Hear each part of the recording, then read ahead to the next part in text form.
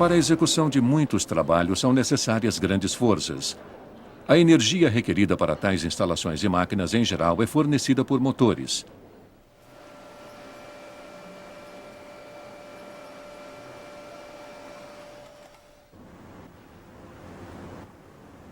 Tal energia gerada pelo grupo de acionamento muitas vezes não é apropriada para acionar diretamente os componentes de trabalho. Por exemplo, neste caso, o eixo de acionamento do motor diesel não pode movimentar diretamente o basculador.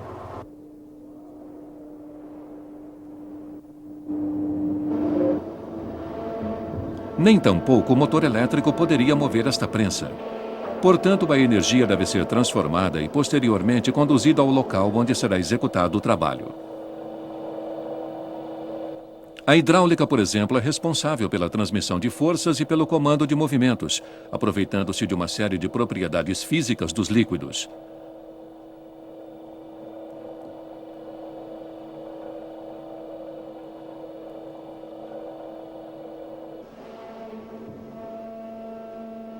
Aqui a principal vantagem da hidráulica. Pode-se transmitir forças muito grandes com precisão, como no caso desta prensa.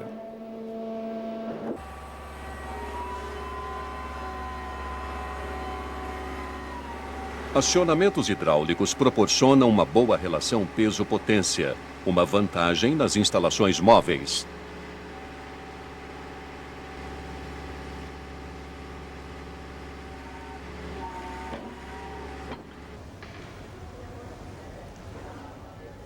Portanto, pode-se posicionar com exatidão, o que é muito importante no caso de elevadores. Assim, pode-se determinar com precisão as paradas do elevador. Movimentos produzidos por sistemas hidráulicos são uniformes. Além disso, as velocidades podem ser variadas.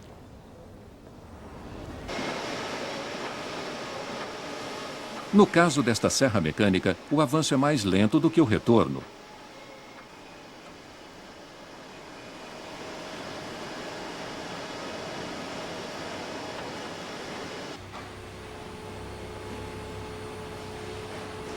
As instalações hidráulicas permitem a elevação de grandes cargas. Isto, por exemplo, é importante no funcionamento de plataformas elevatórias.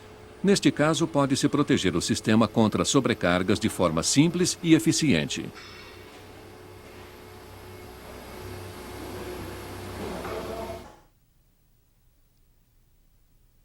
Dependendo das áreas de utilização, distinguem-se duas formas. A hidráulica estacionária é aplicada, geralmente, em instalações de máquinas de uso industrial. A hidráulica móvel é utilizada em máquinas de construção, veículos e aviões. As leis físicas, porém, são iguais para as duas aplicações.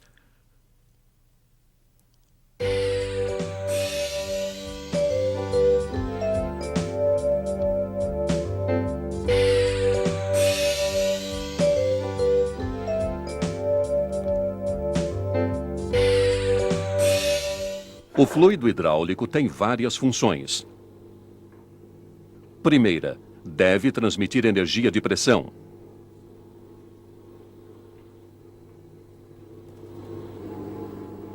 Segunda, assume a lubrificação de partes móveis das instalações e protege as peças metálicas contra a corrosão.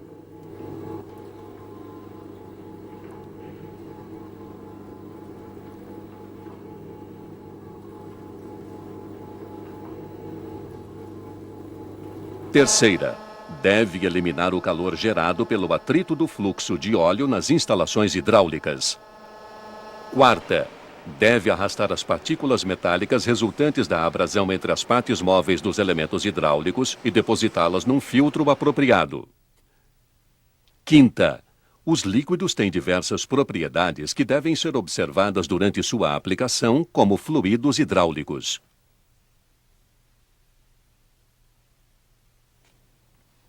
A água é um líquido que possui viscosidade muito baixa. Não oferece nenhuma proteção contra a corrosão e apresenta poucas propriedades lubrificantes. Por isso, normalmente não é utilizada como fluido hidráulico. Em geral, encontramos nas instalações hidráulicas óleos minerais e sintéticos. São óleos de baixa viscosidade. Neste caso, temos um óleo de alta viscosidade, em outras palavras, um óleo grosso. Aditivos podem alterar as propriedades físicas de óleos hidráulicos, tornando-os adaptáveis às mais variadas condições de utilização. A propósito, os óleos hidráulicos, diferentemente do ar, são pouco compressíveis, 0,7% do volume aproximadamente. Este é mais um motivo para obtermos grande precisão nos movimentos realizados por equipamentos hidráulicos.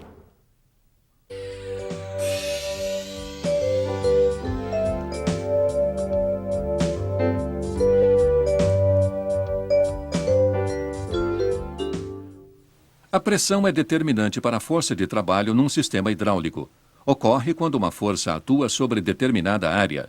A fórmula é pressão P igual força F dividida pela área A. Se uma pressão atuar sobre um líquido que se encontra num sistema fechado, haverá então a mesma pressão em cada ponto do sistema, ou em outras palavras, o líquido está em todos os pontos sob a mesma pressão. Este fenômeno foi descoberto por Blaise Pascal no século XVII e está formulado na Lei de Pascal. Isto pode ser constatado nesta experiência. Em todos os tubinhos encontramos a mesma pressão, visível através do nível do líquido.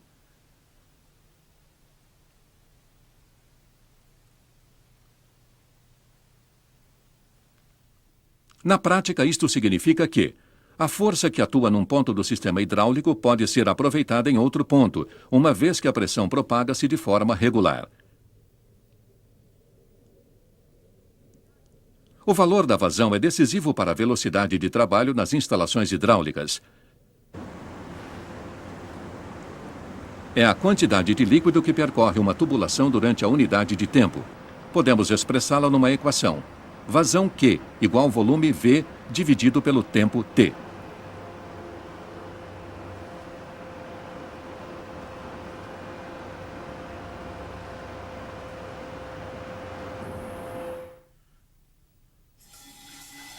Se necessitamos de 10 segundos para encher um recipiente de 2 litros, a vazão é de 12 litros por minuto, ou 0,2 litros por segundo.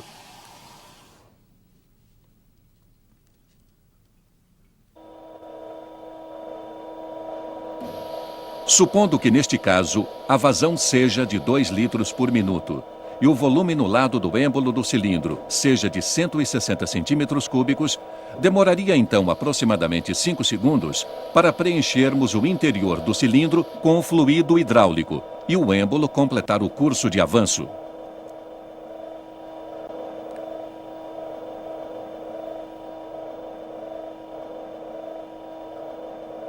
Tendo-se uma vazão de 4 litros por minuto, o êmbolo avançará com velocidade dobrada. Portanto, concluímos que variações da vazão influenciam a velocidade de trabalho dos acionamentos hidráulicos.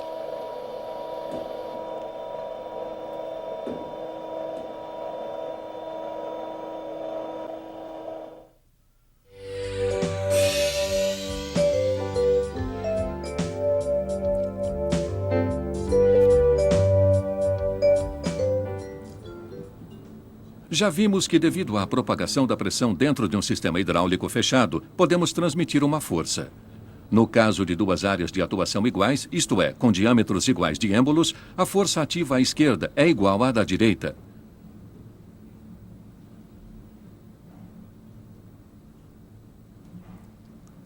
Com pesos iguais, temos um equilíbrio de forças no caso do nosso teste.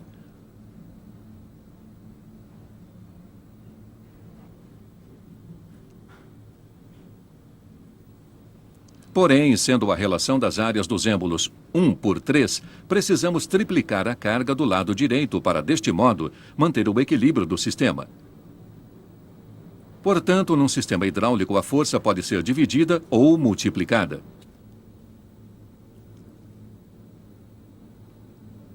O mesmo conceito aplica-se para o curso. Temos aqui nos 2 cilindros as mesmas áreas de êmbolos. Descendo o êmbolo esquerdo até um certo ponto, o êmbolo direito sobe pelo mesmo valor. Tendo o êmbolo direito, porém, uma área 3 vezes maior que o esquerdo, este último percorrerá apenas 1/3 do curso percorrido pelo cilindro esquerdo. Desta forma, podem ser movidas grandes massas com um esforço relativamente pequeno, como no caso de um macaco hidráulico. Em um lado, força pequena e curso grande. No lado oposto, carga grande e curso pequeno.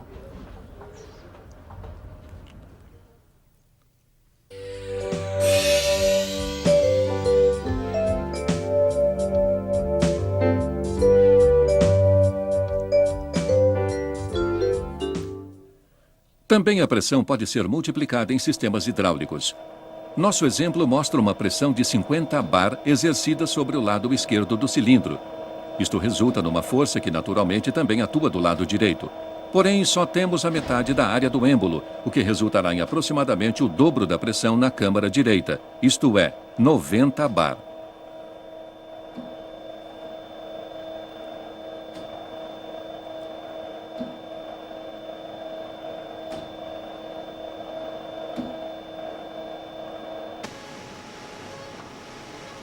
Na prática, a relação de transmissão da pressão somente é aplicada quando se necessita de pressões altas em pontos isolados. Por exemplo, no caso deste cilindro. Desta forma, os custos elevados da instalação de alta pressão podem ser eliminados.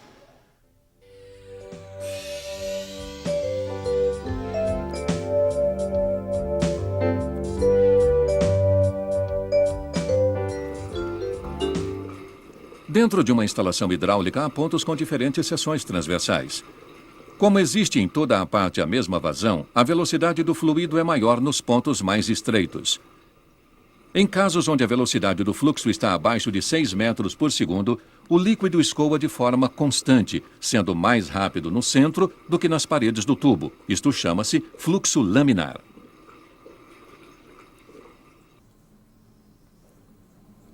O ponto de estreitamento da seção transversal do tubo, denominado estrangulamento, aumenta a velocidade do fluxo. Isto provoca turbulência e queda na pressão. Quanto maior a velocidade do fluxo, menor a pressão. Nosso teste demonstra tal conceito com clareza. No tubinho do meio, acima do ponto de estreitamento, a coluna de água está mais baixa, portanto, aqui a pressão é menor. Em casos extremos, a pressão pode cair tanto que ocorre uma depressão. Então, formam-se bolhas de vapor de óleo que, ao passar por um estreitamento, implodem causando ondas de choque e arrancando partículas do material no ponto de passagem. Esse efeito é denominado cavitação e ocasiona fadiga e danos ao material. Na prática, tal fenômeno ocorre principalmente na sucção das bombas, superfícies rebaixadas de componentes e em flancos internos nas válvulas, sempre onde os pontos de estreitamento são mais acentuados.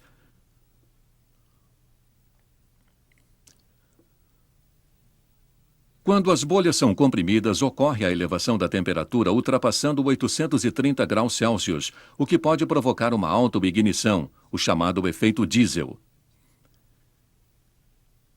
Isto produz danos ao sistema e causa o envelhecimento precoce do óleo hidráulico.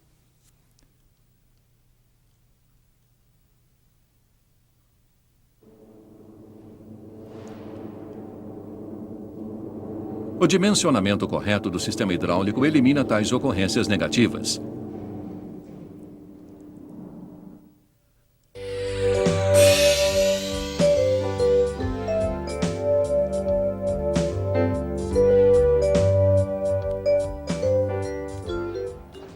Um sistema hidráulico recebe a sua energia de uma fonte externa. No caso deste macaco hidráulico, a sua fonte de energia seria o homem. Ou um motor elétrico, como no caso desta plataforma. Seguimos com o exemplo desta plataforma elevatória. A energia de um motor elétrico é transformada em energia hidráulica através de uma bomba de engrenagens.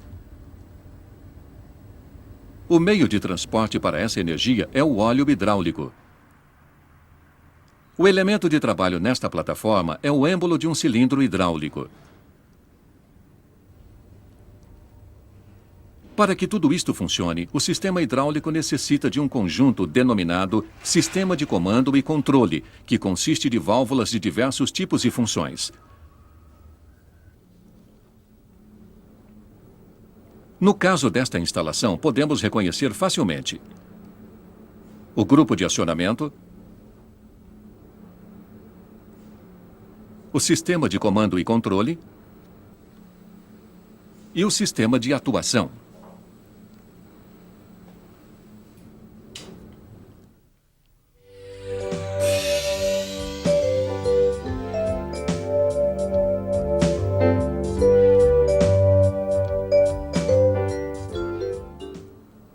No grupo de acionamento, a energia mecânica é transformada em energia hidráulica e o fluido hidráulico é armazenado. Suas partes principais são o motor de acionamento, válvula de segurança, reservatório de óleo e a bomba. Esta é uma bomba de engrenagem. Ela produz um fluxo contínuo de óleo e funciona da seguinte forma. A câmara de sucção está ligada ao reservatório de óleo. Quando as duas engrenagens giram, há um aumento do volume da câmara toda vez que um dente sai do engrenamento. Com isso, ocorre uma depressão que provoca a sucção do óleo que está no reservatório.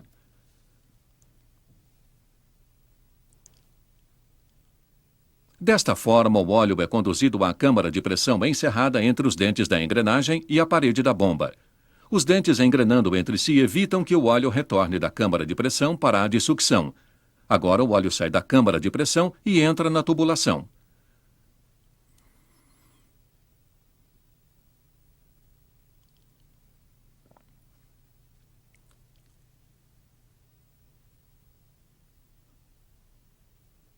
Ao colocarmos uma resistência contra o fluxo de óleo, como por exemplo o atrito nas tubulações, ou no caso da nossa plataforma elevatória, através de uma carga, forma-se uma pressão hidráulica. Quando a pressão for maior do que a resistência oferecida pela carga, o êmbolo começa a avançar até alcançar o final do curso.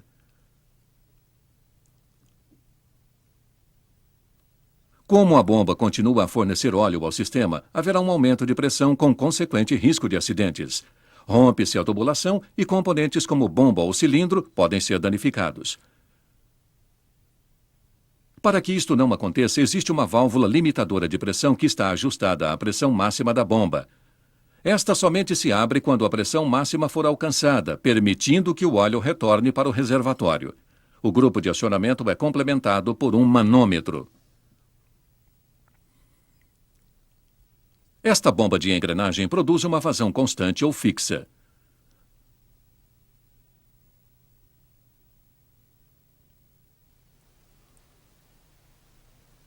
O reservatório de óleo de um sistema hidráulico tem várias funções.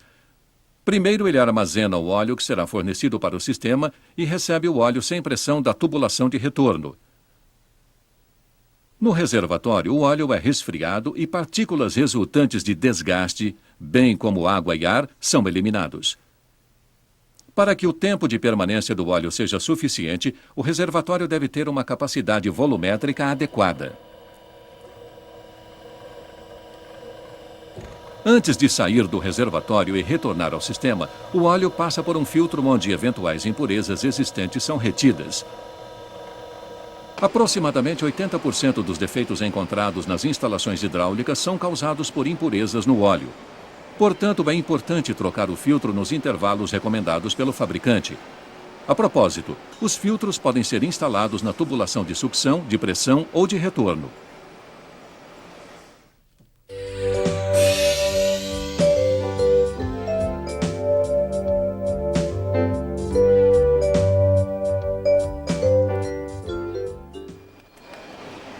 Existem atuadores hidráulicos que transformam energia hidráulica em movimentos lineares.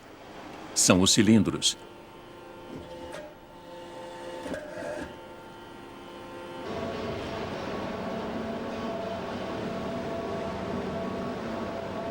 Atuadores rotativos, ou também denominados motores hidráulicos, produzem um movimento giratório.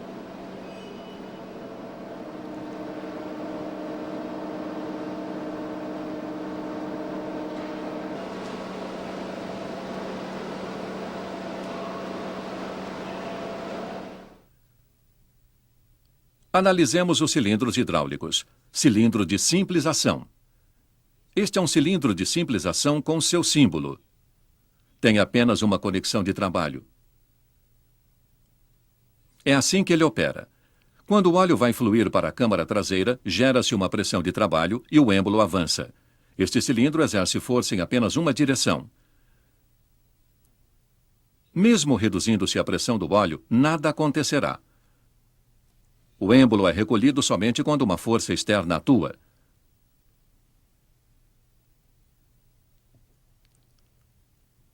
A propósito, o êmbolo não veda 100% as câmaras dos cilindros.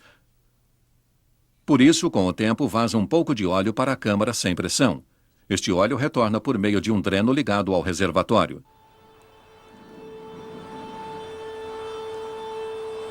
Vemos aqui um cilindro de simples ação em uma mesa elevatória de tesouras.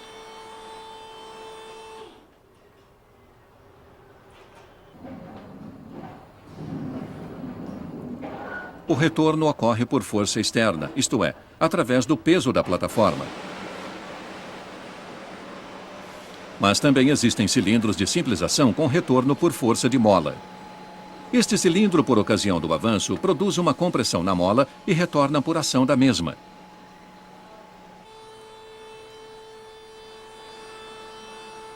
O cilindro de simples ação nesta mesa elevatória de tesouras é um cilindro de construção especial. Aqui o êmbolo também executa a função de haste. Esta construção é extremamente resistente à torção, portanto apropriada para mover grandes cargas. Por isso é comum a utilização deste cilindro em plataformas elevatórias. O cilindro de dupla ação. O cilindro de dupla ação é reconhecido por suas duas conexões de trabalho. Ele funciona da seguinte forma. A entrada do óleo pressurizado pode ocorrer em ambos os lados através das conexões, tanto para o avanço como para o retorno. Assim, pode executar força nos dois sentidos, isto é, avançar e retornar.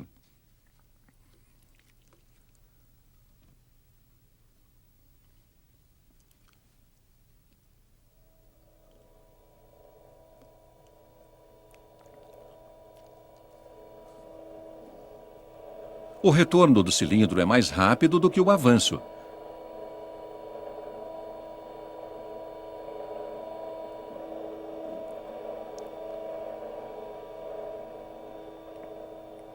O que provoca esse fato?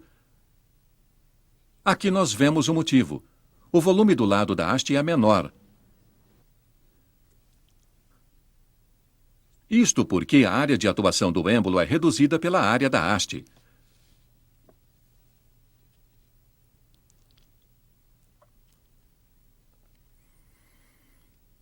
Na prática, muitas vezes são usados cilindros onde a relação de áreas do êmbolo é de 2:1 e, consequentemente, a relação de volume das câmaras traseira e dianteira também. Este cilindro denomina-se cilindro diferencial. Quando a força F1 igual P vezes A e a força F2 igual P vezes A sobre 2, significa que a força na hora do retorno é a metade da força do avanço.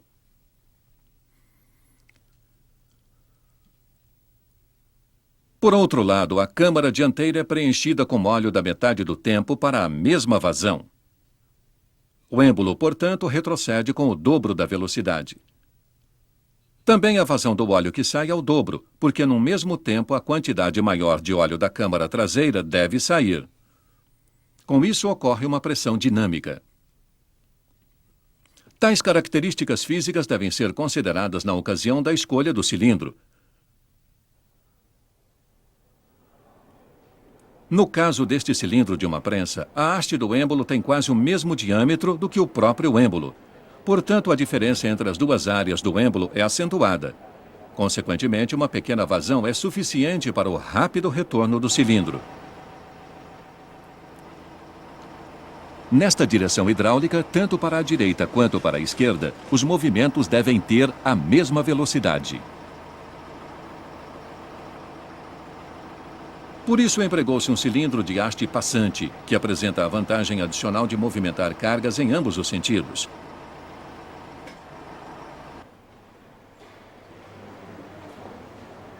Quando se necessita de cilindros com grande curso, mas com limitação das dimensões externas, pode-se utilizar um cilindro telescópico. Eles podem ser de simples ou de dupla ação. Falaremos agora de motores hidráulicos. A princípio funcionam como bombas, porém em sentido contrário. Recebem o óleo sob pressão e produzem um momento torsor em seu eixo. O óleo hidráulico sob pressão movimenta as duas engrenagens que compõem o motor. O fluido é transportado através das câmaras para a tubulação de retorno, onde acontece o alívio de pressão, pois só existe a resistência oferecida pela tubulação até o reservatório. Uma característica importante dos motores hidráulicos é o volume deslocado V, isto é, a quantidade de óleo que o motor pode deslocar a cada rotação.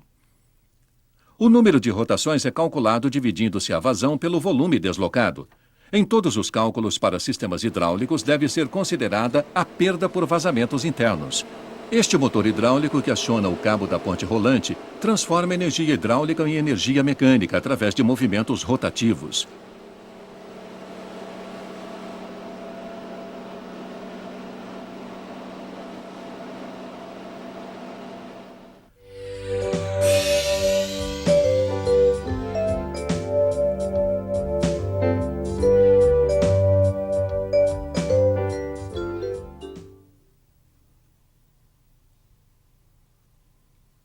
Vimos que entre o grupo de acionamento e o sistema de atuação, o sistema de comando e controle faz com que a instalação funcione de acordo com as funções esperadas.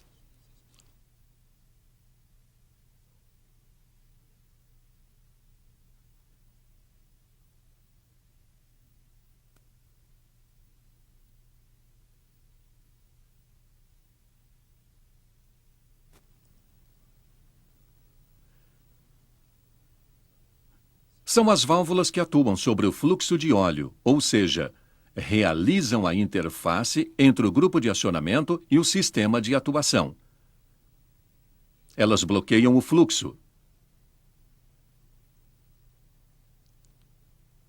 direcionam o fluxo de óleo, controlam a vazão. Neste caso, vemos uma válvula de assento controlando o fluxo do óleo.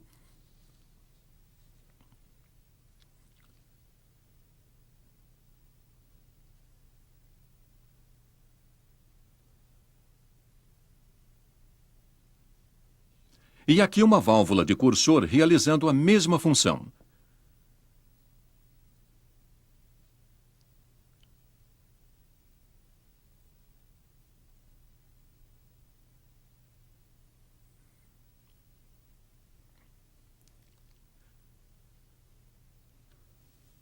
No caso das válvulas de assento, uma esfera ou cone é pressionado contra o corpo da válvula e com isso bloqueia a passagem do óleo. Válvulas de assento apresentam melhor vedação e são construídas geralmente como válvulas de 2 ou 3 vias.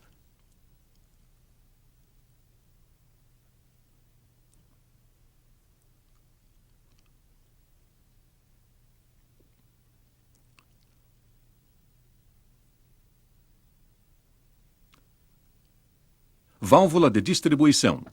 No caso das válvulas distribuidoras, o carretel que atua no interior da válvula abre ou fecha as vias.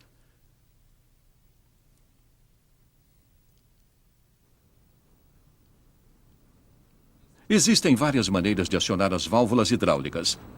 Por força muscular, através de uma alavanca.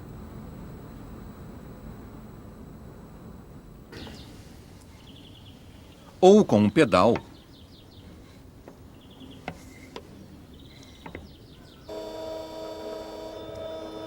Mecanicamente, através de roletes.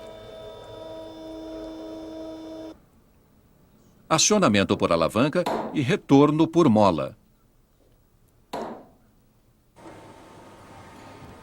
Ou através da energia elétrica, como estas eletroválvulas.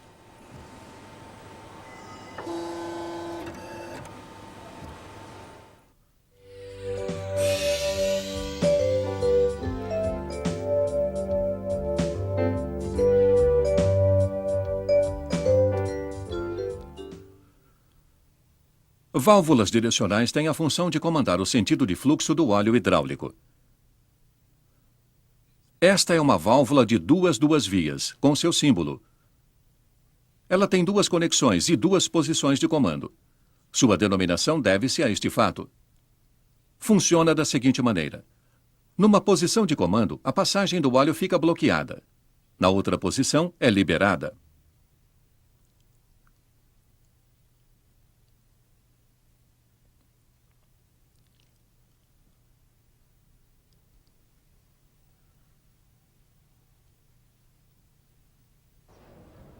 Por exemplo, uma válvula de duas vias é utilizada nesta mesa elevatória de tesouras. Ela libera a passagem do óleo entre o cilindro de atuação simples e o reservatório. Desta maneira, a carga externa pode empurrar o êmbolo do cilindro até a posição final inferior.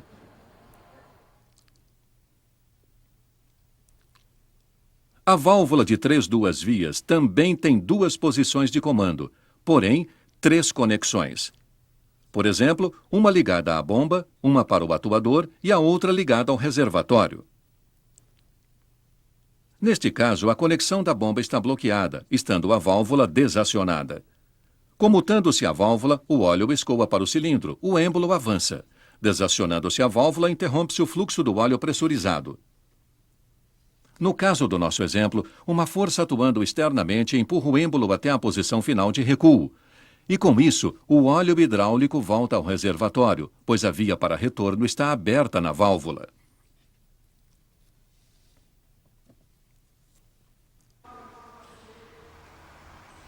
Aqui temos um exemplo prático.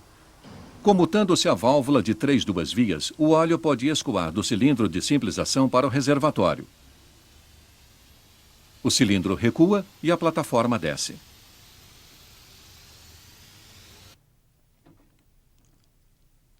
Esta é uma válvula com 4 vias e 2 posições de comando. Aqui foi acrescentada mais uma via de trabalho.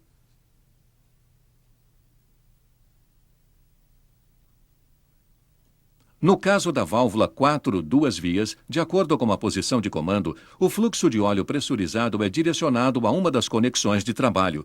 Isto quer dizer que, com esta válvula, por exemplo, pode-se movimentar um cilindro de dupla ação. O óleo pressurizado é dirigido à câmara traseira e o êmbolo avança. O óleo da câmara dianteira escoa pela válvula 4 vias para o reservatório. Comutando-se a válvula, inverte-se a direção do fluxo. O êmbolo recua. Portanto, estando a válvula em sua posição inicial, o cilindro avança.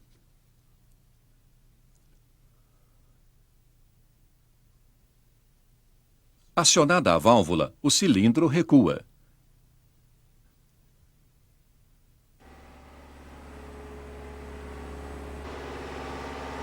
Isto também ocorre aqui.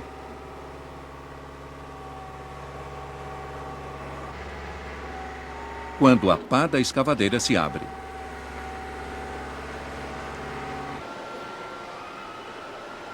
No caso desta válvula de 4 vias, acontece o contrário. Em sua posição inicial, o cilindro está recuado. Acionando-a, ele avança.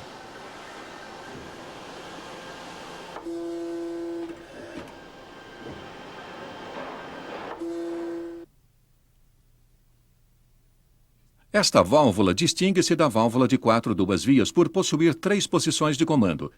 É uma válvula de 4 vias. Na posição central, todas as conexões estão fechadas. Isto quer dizer que há uma sobreposição positiva do êmbolo. Desta forma, definimos o que deve ocorrer quando o êmbolo desta válvula se encontra na posição central.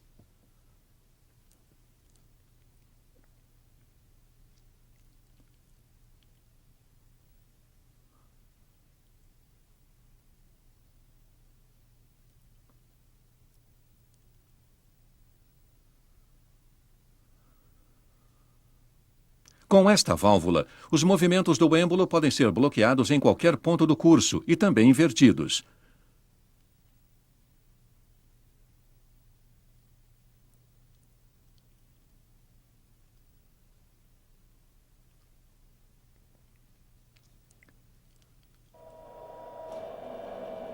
Ou pode-se bloquear um motor hidráulico e, naturalmente, também inverter seu sentido de rotação.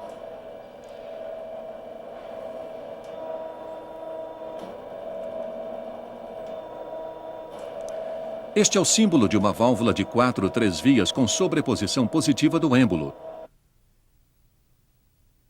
No caso desta válvula de 4 vias, temos uma sobreposição negativa do êmbolo. Podemos ver que as conexões de entrada e saída do óleo não estão bloqueadas na posição central do êmbolo de comando. Todas as conexões estão interligadas. A sobreposição negativa do êmbolo da válvula se faz necessária quando, por exemplo, um cilindro de dupla ação deve ser movido por uma força externa. Isto só é possível porque a câmara traseira e a câmara dianteira estão praticamente despressurizadas. Sobreposição positiva e negativa do êmbolo podem ocorrer simultaneamente numa válvula de múltiplas posições. A combinação depende do tipo de aplicação.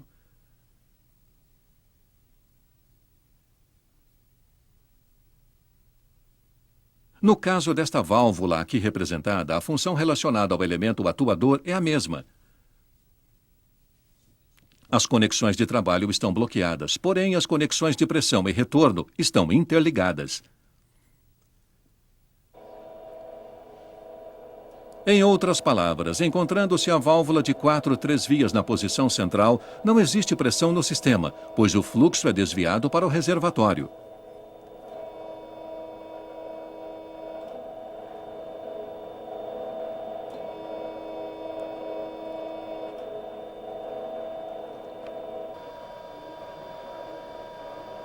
Este teste deixa claro o conceito de sobreposição do êmbolo nas válvulas direcionais. Aqui podemos verificar como uma válvula com sobreposição positiva comporta-se durante a comutação do seu êmbolo. As conexões permanecem fechadas durante a transição da mesma e somente serão abertas na posição final. O efeito. Durante a comutação da válvula, a pressão no sistema é mantida e o atuador sob carga não se movimenta. Porém, com a abertura repentina da válvula, ocorrerá um golpe indesejado na tubulação. Podemos ver claramente nesta imagem.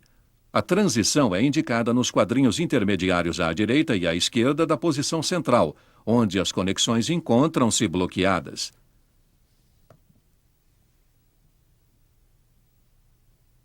Diferentemente, no caso da sobreposição negativa, todas as conexões permanecem interligadas, enquanto ocorre a comutação. Já falamos que no cilindro de dupla ação com uma relação de áreas de êmbolo de 2:1, o cilindro retorna com velocidade 2 vezes maior que a de avanço, porém apresentando apenas a metade da força.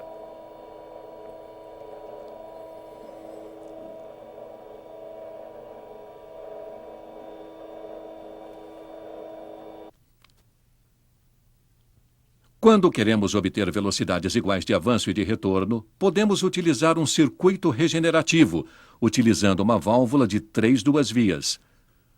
A tubulação da câmara dianteira do cilindro não é, como de costume, conectada à válvula e sim ligada à tubulação de pressão. Como vemos, existe sempre a pressão total do sistema no lado da haste. Acionando a válvula, teremos pressão tanto na câmara dianteira quanto na traseira. O cilindro se movimenta por conta da relação de áreas do êmbolo. Com isso, o óleo que flui da câmara dianteira incorpora-se ao fluxo fornecido pela bomba, uma vez que ambas as vazões tenham o mesmo valor. O êmbolo avança com velocidade igual àquela do retorno, porém somente com metade da força, se compararmos com o circuito convencional.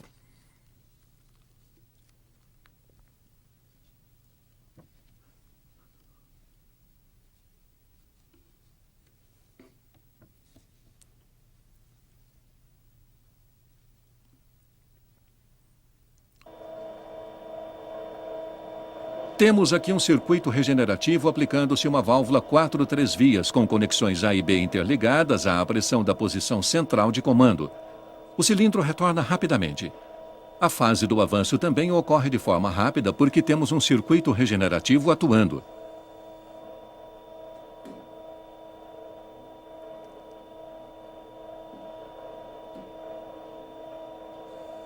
Na segunda fase, o cilindro continua avançando, mas com metade da velocidade inicial.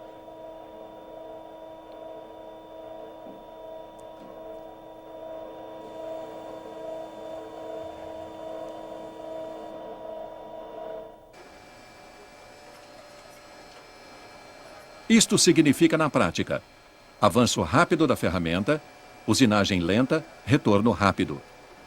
E com isso são reduzidos os tempos de operação da máquina.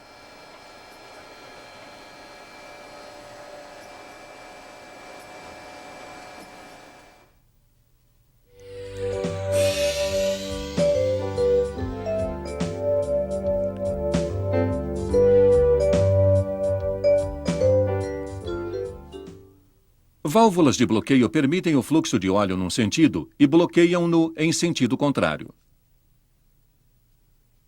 Com as válvulas de retorno de assento, consegue-se uma vedação melhor quando bloqueamos o fluxo de óleo.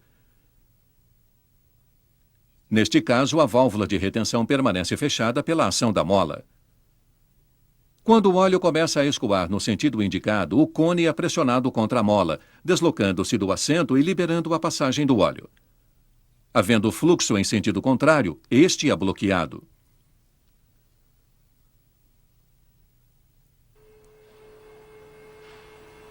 Uma válvula de retenção pode ter a função de manter a posição de uma carga. Isto quer dizer que perdas com vazamentos internos não influem na posição do cilindro. Se, por exemplo, uma plataforma for elevada, a válvula de retenção assegura que o cilindro não recue aos poucos devido a vazamentos.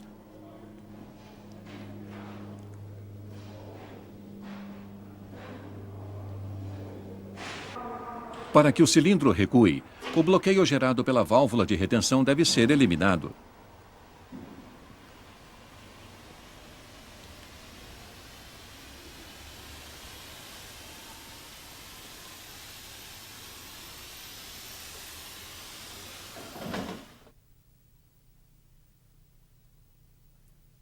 No caso de uma válvula de retenção pilotada, temos a função normal de retenção, ou seja, o fluxo é bloqueado em uma direção. Necessitando-se eliminar esse bloqueio, deslocamos a esfera do assento, permitindo assim a passagem do óleo. Esse desbloqueio é feito hidraulicamente, através de pilotagem.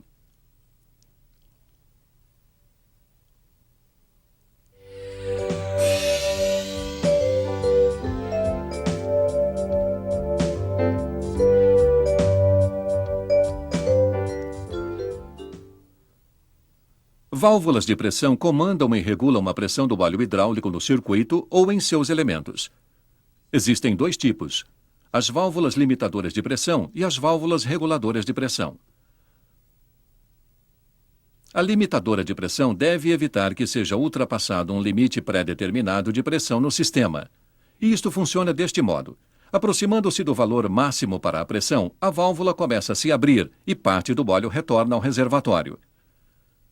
Atingindo-se a pressão máxima do sistema, o fluxo do óleo é desviado para o reservatório.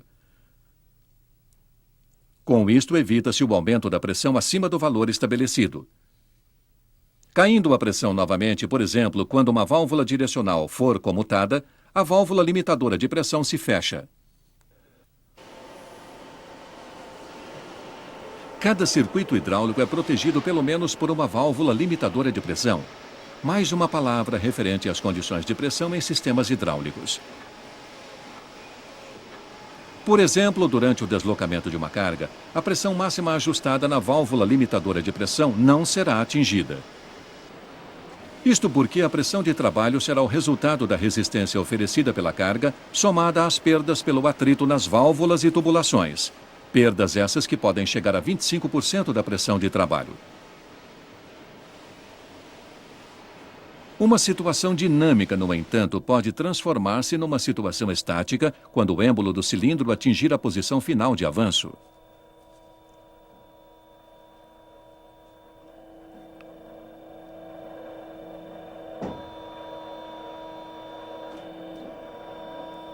O sistema, portanto, atingirá sua pressão máxima quando o trabalho, neste caso o levantamento da carga, estiver concluído.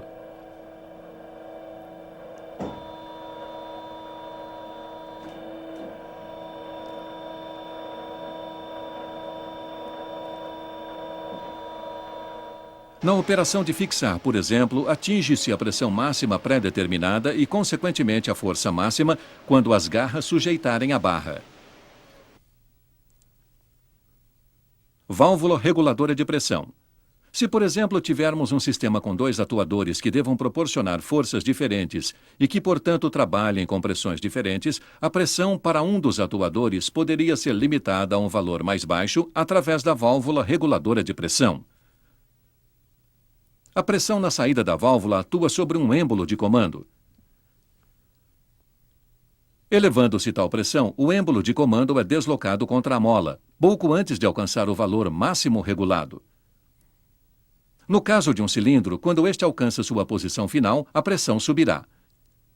E isto faz com que o êmbolo de comando bloqueie a conexão de pressão, evitando que a pressão ajustada na válvula reguladora de pressão seja ultrapassada.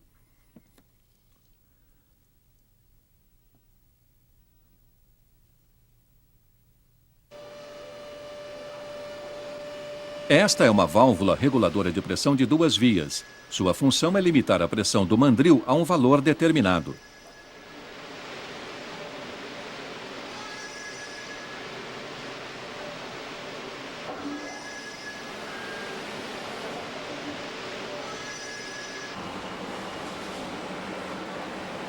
Se esta máquina tivesse uma válvula reguladora de pressão de 2 vias, aconteceriam alterações na pressão durante a laminação da rosca. Isto, naturalmente, não é desejável. Por isso, combina-se a função de uma válvula reguladora de pressão de 2 vias com uma válvula limitadora de pressão, obtendo-se dessa forma uma válvula de pressão de 3 vias que manterá constante a pressão durante a operação. Os picos de pressão são absorvidos, pois o êmbolo de comando da válvula reguladora de pressão de 3 vias liga as conexões de trabalho e de retorno. Com isto, elimina-se a sobrepressão e a pressão máxima não é ultrapassada.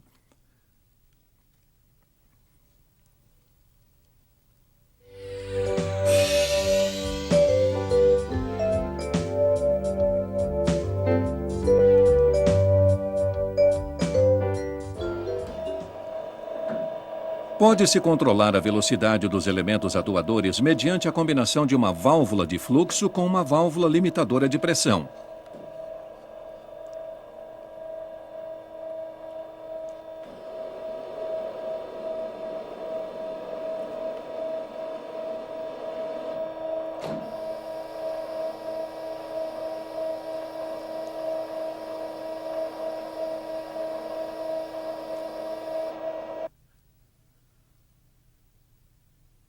As bombas de deslocamento fixo fornecem uma vazão constante.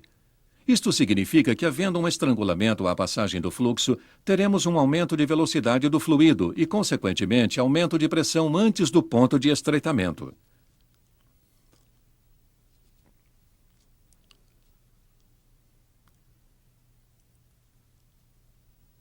Aqui observamos a resistência oferecida por um parafuso de regulagem.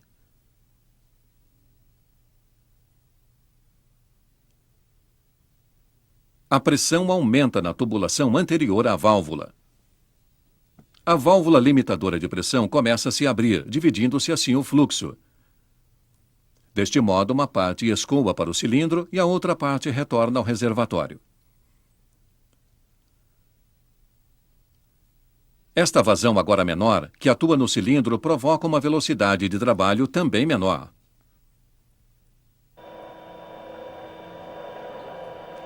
Aqui observamos mais uma característica da válvula reguladora de vazão. Quanto maior a carga, mais lento o avanço.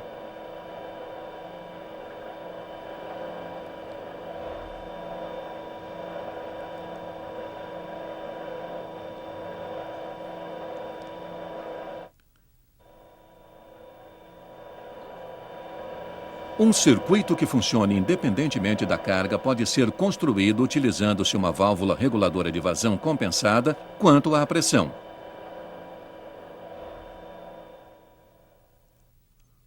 Tal válvula consiste de um parafuso de ajuste e um carretel regulador. Através do parafuso de ajuste, regula-se a vazão desejada e, com isso, a velocidade do êmbolo. Com o aumento da carga, ocorre um aumento da pressão na tubulação. Tal pressão, juntamente com a mola, atua sobre o carretel regulador que se abre em seguida, e com isso compensa o aumento da carga. Assim, o aumento da pressão não atuará sobre a válvula limitadora de pressão, pois, ao contrário, haveria uma alteração da vazão e, por consequência, da velocidade. E aqui temos um exemplo. O pré-torneamento deve ocorrer independentemente da carga, uma vez que, com um avanço irregular, a qualidade do trabalho fica comprometida. A válvula reguladora de vazão de 2 vias encarrega-se de manter a velocidade do avanço constante.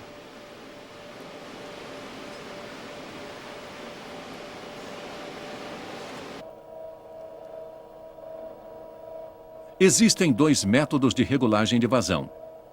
Aqui é a regulagem na entrada. Ajustado o estrangulamento do fluxo na tubulação de entrada, faz-se o avanço do êmbolo, porém o óleo sofre aquecimento. Este aquecimento prejudicará a precisão dos movimentos do cilindro.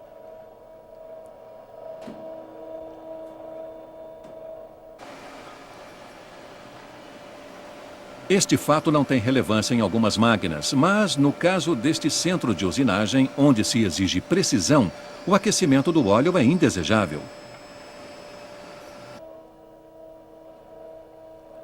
Em tais casos, é escolhido o estrangulamento na saída. Isto quer dizer que o óleo que retorna ao reservatório é estrangulado. Aqui o aquecimento do óleo não tem importância. Porém, neste caso, deve-se observar que, por causa da relação diária do êmbolo, ocorrerá uma multiplicação da pressão. O sistema, portanto, deve estar preparado para tais aumentos de pressão.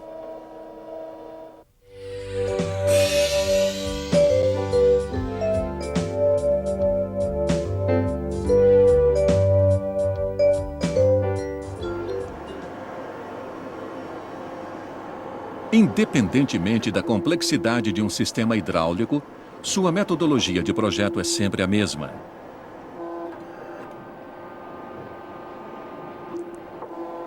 No grupo de acionamento ocorre a transformação da energia mecânica em energia hidráulica, a produção do fluxo de óleo pela bomba e o acondicionamento do óleo hidráulico. Utilizando o símbolo adequado, podemos representar tudo isso desta forma. Da esquerda para a direita. Manômetro. Embaixo, a válvula limitadora de pressão ajustada à pressão nominal da bomba. Motor. Mais abaixo, localiza-se o reservatório. Acima vem ainda a válvula limitadora de pressão ajustável à pressão desejada no sistema e filtro. Esta é a representação simplificada. Fornecimento de energia e válvula limitadora de pressão do sistema.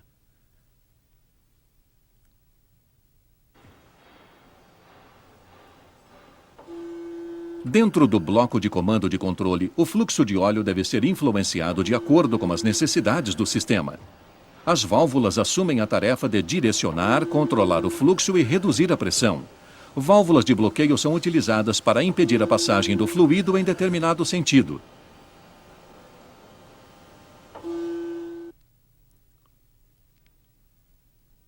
Esta é a representação do bloco de comando e controle de energia dentro do esquema hidráulico. Como vemos, as válvulas são representadas por seu símbolo e as tubulações correspondentes também estão desenhadas. Por fim, temos ainda os elementos responsáveis pelo trabalho, ou seja, os atuadores. Aqui haverá mais uma vez a transformação de energia hidráulica em energia mecânica. Com os atuadores, completamos o nosso esquema de ligações. O esquema hidráulico apresenta informações sobre a montagem e o funcionamento do sistema de maneira clara e precisa, tanto para circuitos complexos quanto simples. As características da hidráulica: grandes forças, precisão, regulagem de forças e velocidades, para citar apenas algumas. São fatores importantes para o seu emprego em muitas áreas de tecnologia da automação.